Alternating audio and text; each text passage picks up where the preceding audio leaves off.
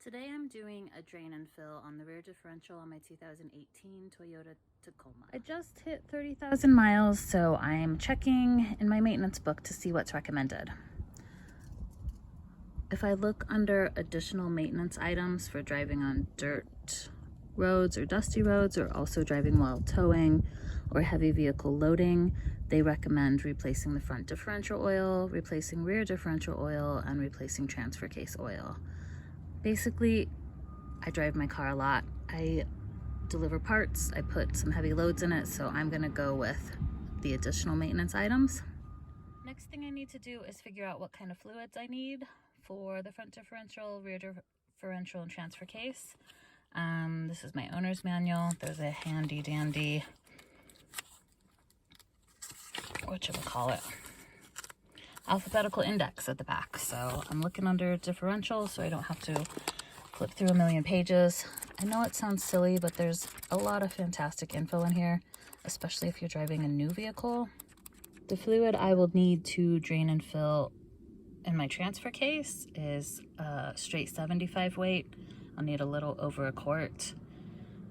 So I found these guys on the internet, blouparts.com. I think they're based out of Wisconsin, and basically they sell a kit that includes all the fluid you need to service your front and rear differential and the transfer case on my 2018 Tacoma.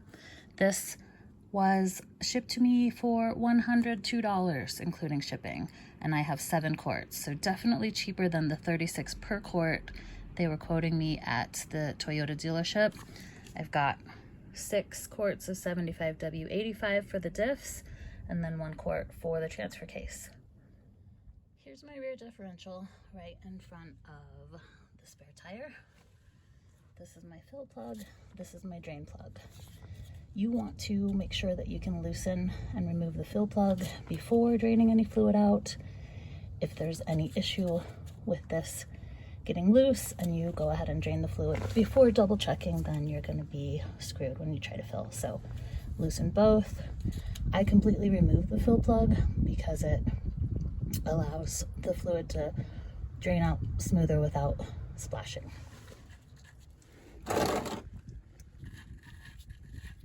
Removing the fill plug. Both of these drain plugs should have a washer on them.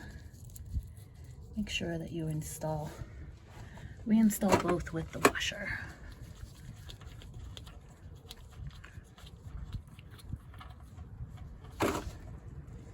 This bottom drain plug has a magnet on it to collect, gunk and shards of metal. We're gonna clean this up before we go reinstalling it.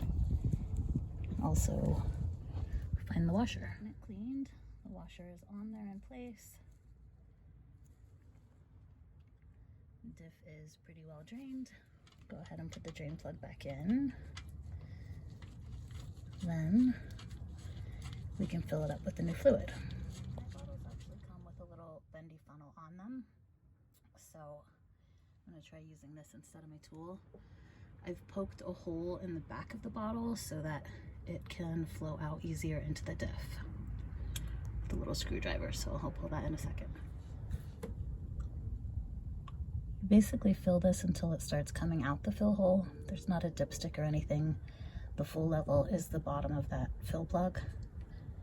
You can see it slowly going down, but it's gonna take a while. Onto the second bottle. I poked 2 holes in this one, so maybe it'll flow a little bit quicker, but it is super thick fluid, so you kind of have to just be patient and try not to make a mess. You can see the level going down from this little clear section on the side.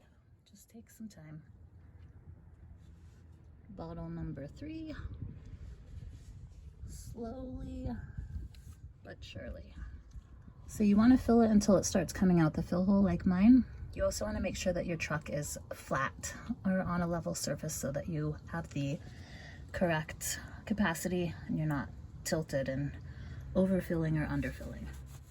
Get the area clean. Make sure you don't have any drips. Make sure your fill plug and your drain plug are tight.